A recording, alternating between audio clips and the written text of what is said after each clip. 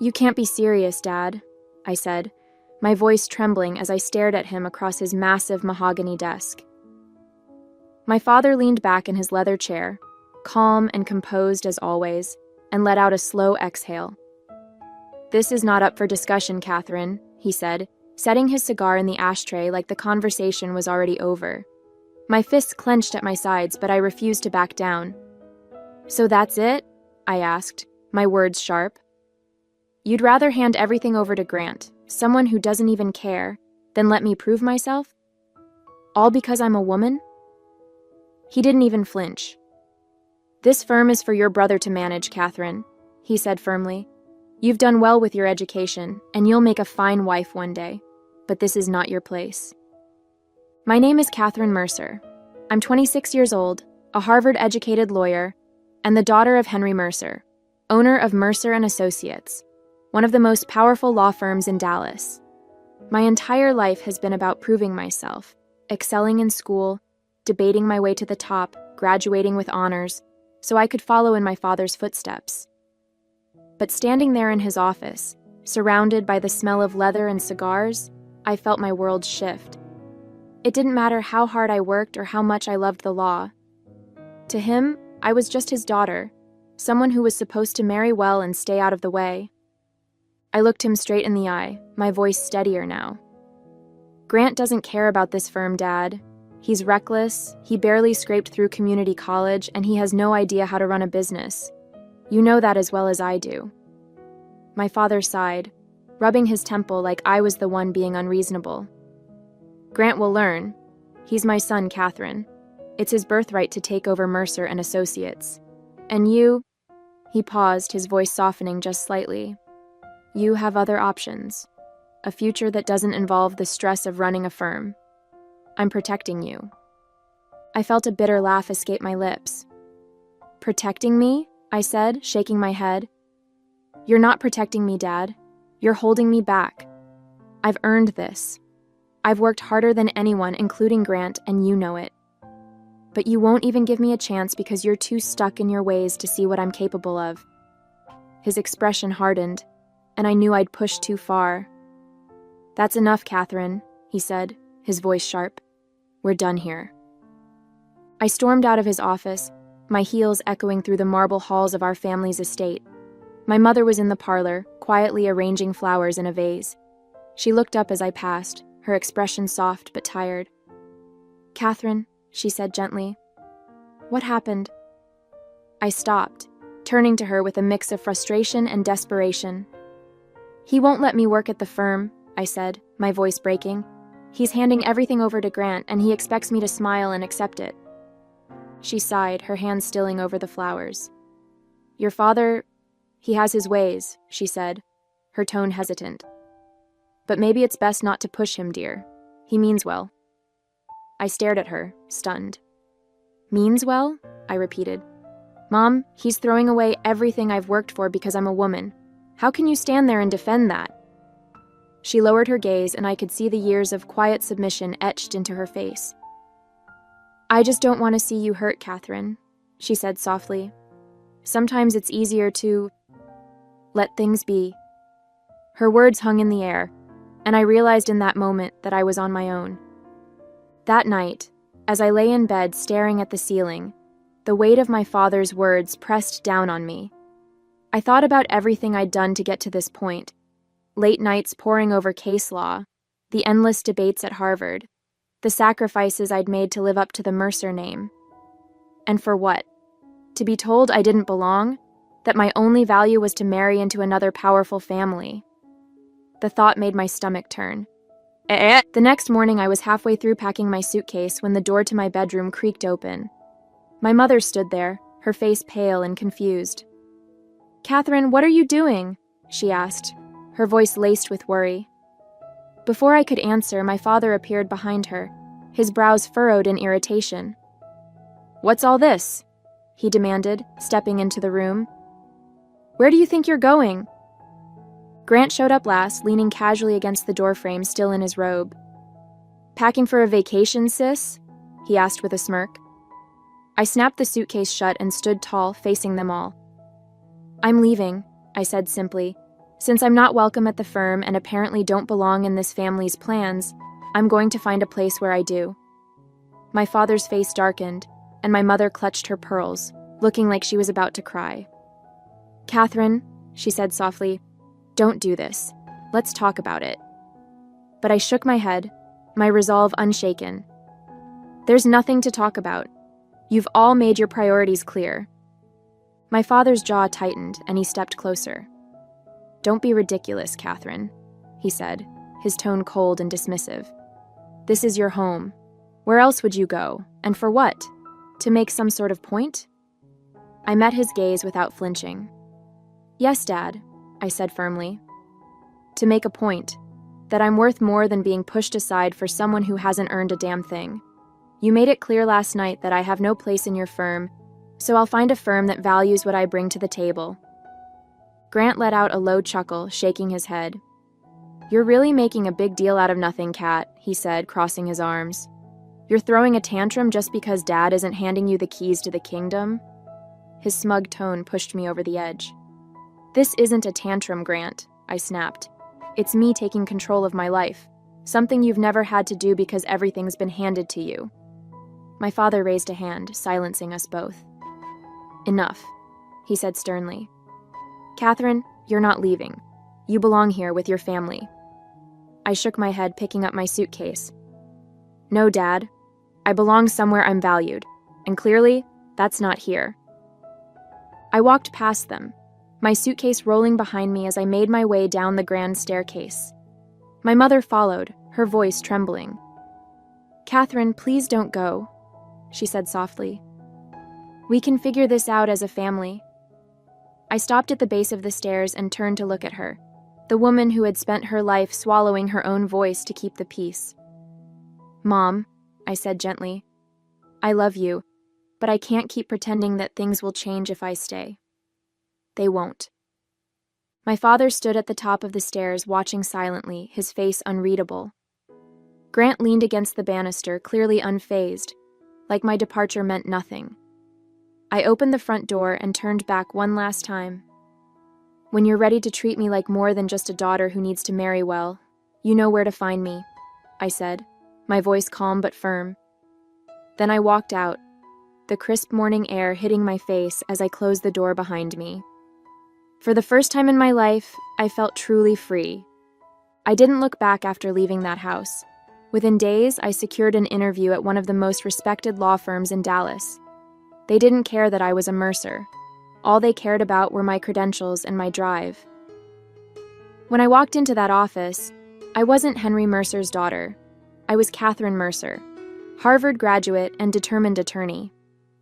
By the end of the week, they offered me a position, and for the first time, I felt like I belonged somewhere for what I could do, not for who I was. The work was challenging but rewarding, and I thrived in an environment where I wasn't constantly being compared to someone else. My new boss, a sharp and modern man named Richard Hayes, took me under his wing. He valued my insight and pushed me to take on more responsibility. Within a few months, I was handling high-profile cases and earning the respect of my colleagues. It wasn't the life I had envisioned for myself growing up, but it was mine, and that made all the difference. As much as I was thriving professionally, the nights were harder. Cutting ties with my family wasn't easy, no matter how justified it felt. There were moments, quiet ones, like coming home to an empty apartment after a long day, when the weight of it all would hit me. I missed my mother's gentle presence, even if she never stood up for me. I even missed the chaos Grant brought to the house, as infuriating as he was. But what hurt the most was knowing my father didn't think twice about letting me go. Months passed, and I poured everything I had into my work. The cases were demanding, often leaving me in the office late into the night, but I thrived under the pressure. With each victory, my confidence grew. I wasn't just a lawyer anymore. I was a force to be reckoned with. Richard Hayes, my boss, started assigning me to more high-stakes cases, and soon I was gaining a reputation as one of the firm's rising stars. The growth wasn't just professional, it was personal too. I learned to stand on my own, to make decisions without worrying about whether they would please my father or fit into the mold my family had crafted for me. Every step forward felt like proof that I was more than they had ever given me credit for. I wasn't just Henry Mercer's daughter, I was Catherine Mercer, and I was making a name for myself on my own terms. One afternoon, Richard called me into his office. It was spacious but unpretentious, a reflection of the man himself. He gestured for me to take a seat and leaned back in his chair, his piercing blue eyes studying me intently. "Catherine," he began, his tone measured, "I have a case I think you're ready for. It's high stakes, complicated, and it's going to put you in the spotlight." I nodded, intrigued. "What's the case?" I asked, leaning forward slightly. He hesitated for a moment, then continued. "We're representing a client in a major litigation against Mercer and Associates. They're suing your father's firm for negligence in a contract dispute. The stakes are enormous and the case is gaining attention." He paused, watching my reaction closely. The words hit me like a ton of bricks. My stomach tightened, and for a moment, I couldn't speak. "You want me to represent someone suing my father's firm?" I finally said, my voice steadier than I felt. Richard nodded. "I know it's personal, Catherine, but that's exactly why I want you on this. You know how Mercer and Associates operates, and you're one of the sharpest lawyers we have. If anyone can win this case, it's you." I took a deep breath, trying to process what he was asking. "Richard," I said slowly, "you realize what this could mean for me, personally and professionally. This isn't just another case. It's my family." He leaned forward, resting his elbows on the desk. "I understand that," he said firmly. "But this is your chance to show what you're capable of, to take on the people who underestimated you and prove them wrong. Think about it, Catherine. This could be the defining case of your career." I sat back in the chair, the weight of the offer settling heavily on my shoulders. "This is a lot to take in," I said, my voice quieter now. Richard nodded, his expression understanding. "I don't expect you to decide right here and now. It's a big ask, Catherine, and I know how personal this is for you." I met his gaze, grateful for his patience. "Would it be all right if I sleep on it?" I asked, my tone more measured. "I need to think about how this could affect everything. Not just my career, but—" I trailed off, unsure how to finish the sentence. "Take all the time you need," Richard said, his voice steady. "But don't take too long. We need to move fast on this, and I want you on the team. Let me know by the end of the day tomorrow." That night, I couldn't sleep. I lay in bed, staring at the ceiling, my mind racing with everything at stake. Taking the case meant going up against my father, the man who had dismissed me and handed everything to Grant without a second thought. It also meant going head-to-head with my family's legacy, the name that had opened so many doors for me, even as it closed others. But it also meant proving, once and for all, that I could stand on my own, even if it meant burning the last remaining bridge to my family. For 2 days, I went back and forth, weighing the risks and rewards. I thought about my father's cold dismissal of everything I'd worked for, about my mother's quiet resignation, and about Grant's smug sense of entitlement. But I also thought about the chance to show everyone, that I wasn't just Henry Mercer's daughter. By the end of the second day, I made up my mind. I walked into Richard's office the next morning, my shoulders squared and my voice steady. "I'll take the case," I said simply. His face lit up with approval. "I knew you would," he said with a grin. "Now let's get to work." The day of the first litigation proceeding arrived, and the tension in the air was palpable as I entered the courtroom. I clutched my briefcase tightly, my heels clicking against the polished floor with every step. My client walked beside me, confident in my abilities, but all I could think about was the moment I knew was coming. As I approached the front of the courtroom, I saw them, my father and Grant, sitting at the opposing table. Their faces turned toward me, and as soon as our eyes met, I felt their shock hit like a tidal wave. My father's jaw tightened, his eyes narrowing as recognition dawned. Grant's mouth fell open slightly, before he quickly masked his surprise with a smug smirk, though I could see the unease in his expression. I set my briefcase on the table and met their stares head-on. I wasn't going to look away or falter. I was here to do a job, and nothing, not their surprise, not their disapproval, was going to throw me off. For a brief moment, my father's gaze softened, but he quickly composed himself, leaning over to whisper something to Grant. I didn't care what he said. I was ready. As the proceedings began, I slipped into my role seamlessly. Every motion, every argument, every document I presented was executed with precision. I kept my tone calm, my demeanor collected, and my focus solely on the case. When the judge addressed me, I responded with confidence, never faltering under the weight of my father's presence or Grant's smug glances. I wasn't Catherine, the daughter or sister in that room. I was Catherine Mercer, attorney for the plaintiff, and I intended to win.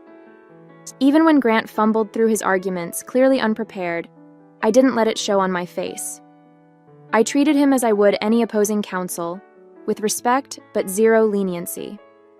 Every time he misspoke or misrepresented a fact, I countered with clarity, backing up my points with solid evidence and case law. My father sat quietly for most of it, his expression unreadable, but I could feel his eyes on me. It didn't matter. I wasn't there to earn his approval anymore. I was there to do my job, and I was doing it well. After a few sessions, it became painfully obvious, at least for my father and Grant, that I was dominating the case. Every argument Grant brought to the table crumbled under the weight of my counterpoints. His inexperience was glaring, and my preparation left him scrambling for answers he didn't have. My father tried to step in once or twice, but even he couldn't salvage the damage Grant had done. The tide was turning fast, and everyone in the room knew it. By the fourth session, their side proposed a settlement. I could see the frustration etched into my father's face as their counsel approached mine with the terms. After a few back-and-forth adjustments, we agreed to a resolution that heavily favored my client. As the paperwork was signed, I caught my father glancing at me from across the room. He looked defeated, maybe even regretful. Grant, on the other hand, avoided my gaze entirely, staring at the table like a chastised schoolboy. I didn't say a word to either of them. My work here was done, and I had proven exactly what I'd set out to. Usually, when a session ended, I would stay behind to wrap up with my client and exchange pleasantries with the other lawyers. It was something I always did, a small gesture of professionalism and respect, regardless of how contentious the case might have been. But this time, there was no opportunity. My father and Grant had already gathered their things and left the room without so much as a glance in my direction. No handshake, no word of acknowledgement, not even a curt, "Well done." It stung more than I wanted to admit. Even after everything, a part of me had hoped for some kind of recognition, some small sign that they'd seen what I was capable of and respected it. Instead, they walked away, silent and defeated, leaving me standing there with the weight of unfinished business pressing on my chest. I took a deep breath, brushed it off, and refocused on my client. I had won the case. That was what mattered. That evening, back at the firm, my colleagues greeted me with applause as I walked through the doors. Richard was the first to approach, clapping me on the shoulder with a proud grin. "Well done, Catherine," he said, raising a glass of champagne. "You were flawless in there. That settlement is a big win for us, and your client couldn't have asked for a better advocate." The team had set up a small celebration in the break room, complete with drinks and hors d'oeuvres. My client even stopped by to express their gratitude, shaking my hand firmly. "You were incredible, Catherine," they said. "We couldn't have done this without you." For the first time that day, I let myself smile. Surrounded by people who valued me for my skills and hard work, I felt a sense of accomplishment that no words from my father or Grant could have given me. This was my victory, and I owned it. Later that night, alone in my apartment, the glow of the city lights filtered through the blinds as I sat by the window with a glass of wine. The adrenaline from the day had worn off, and in the quiet, my thoughts drifted back to my family. I replayed the courtroom moments in my head, the way my father's face tightened with every argument I made, the way Grant couldn't even look me in the eye when it was over, I had expected them to be angry or defensive, but the silence they left me with was harder to bear. For years, I had dreamed of earning my father's respect, of proving to him that I was worthy, not just of his name, but of a place in the firm I had once idolized. And now, even after winning a case against them, I wasn't sure what I had achieved. Did they finally see me for who I was, or was I just a reminder of their failure? The questions lingered, unanswered, as I stared out at the Dallas skyline, wondering if the ties I'd cut could ever truly be mended. The next morning, as I walked into the office, the usual buzz of conversation and ringing phones greeted me. I barely had time to settle in before Richard approached, a curious look on his face. "Catherine," he said, his tone cautious but warm. "Your father is here. He's waiting in your office." The words stopped me in my tracks. "My father?" I asked, trying to keep my expression neutral, though my stomach flipped. Richard nodded. "He came in about 20 minutes ago. Said he wanted to speak with you. Take your time. I'll hold your calls." I thanked him, though my mind was already racing as I made my way down the hall. When I opened the door to my office, there he was, Henry Mercer, sitting in the chair across from my desk, his hands clasped tightly in front of him. He looked up as I entered, his expression unreadable, though the slight furrow in his brow betrayed something. Regret, maybe? "Catherine," he said simply, his voice quieter than I'd ever heard it. I closed the door behind me, unsure of what to expect. "Dad," I replied, keeping my tone even. "What are you doing here?" He stood up slowly, brushing his hands down his suit jacket as though trying to steady himself. "I came here to talk," he said, his tone measured but serious. "To say some things I should have said already." I walked over to my desk, setting my bag down carefully. "All right," I said, folding my arms. "I'm listening." He hesitated, glancing out the window before turning back to me. "You were brilliant in that courtroom, Catherine," he began, his voice softening. "I've seen a lot of lawyers in my time, some of the best in the business, and what you did, it was remarkable. You were prepared, professional, and relentless. You left no doubt about who the better lawyer was." His words caught me off guard, but I kept my expression steady, waiting for him to continue. "I've spent so much of my life believing that legacy meant keeping things the way they used to be," he said, his voice tinged with regret. "That a son should take over what the father built. I thought I was doing the right thing, pushing Grant to step up, even when I knew deep down he wasn't ready, or willing." He ran a hand through his silver hair, sighing deeply. "But I see now that I've been wrong. You've worked harder than anyone, Catherine. You've earned everything you have, and I failed to recognize that. I failed you." I blinked, unsure how to respond. This was the man who had spent years dismissing my ambition, telling me to settle for a life that didn't match my dreams. And now he was standing here, admitting he was wrong. "Why now?" I finally asked, my voice steady but cautious. "Why are you telling me this now, after everything that's happened?" He met my gaze, his blue eyes filled with an honesty I hadn't seen before. "Because I saw what you're capable of," he said simply. "And I realized I've been a fool. Grant isn't ready, and he may never be. But you've proven you have what it takes, not just to succeed, but to lead." He stepped closer, his tone almost pleading. "Catherine, I'm asking you to come back, to take your rightful place at Mercer and Associates. The firm needs you. I need you." The words hung in the air, and for a moment, I didn't know what to say. I had spent so long fighting for this moment, dreaming of hearing those words from him. But now that they were here, I wasn't sure if I wanted them. "What about Grant?" I asked finally. "What happens to him?" My father's face tightened, and he nodded slowly. "Grant will stay, but he'll take on a role more suited to his skills. This is about you, Catherine. It's about giving you what you've always deserved." I took a deep breath, letting his words settle for a moment. "I need time to think about this," I said finally, my voice calm but firm. "It's not something I can decide right away. A lot has happened, and I need a few days to figure out what's best for me." My father nodded, his expression serious but understanding. "Of course," he said. "Take all the time you need. I'm not asking for an answer today. I just needed to say my piece." He moved toward the door, but before he left, he turned back to face me. "Catherine," he said, his tone softer now. "I know I haven't said this enough, or maybe ever, but I am proud of you. Watching you in that courtroom, you were better than I ever was, better than I could have imagined." His words hit me harder than I expected, and for a moment I just stared at him, unsure of how to respond. He gave me a small, almost hesitant smile before turning and walking out of the office, leaving me alone with my thoughts. As I sat at my desk, his words echoed in my mind, "Better than I ever was." For so long I had fought to prove myself to him, to show that I was more than just his daughter, that I was capable, strong, and deserving of respect.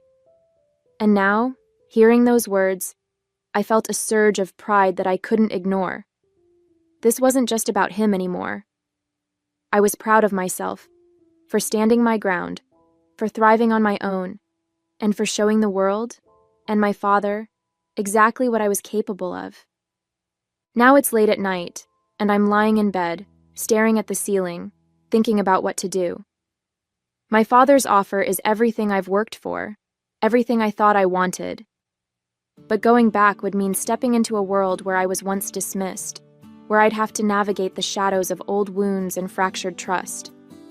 It would mean working alongside Grant, knowing how little he values what we both stand to represent. And yet, staying where I am has its own challenges. This firm has been good to me, and I've grown here in ways I never imagined. But it's not my legacy.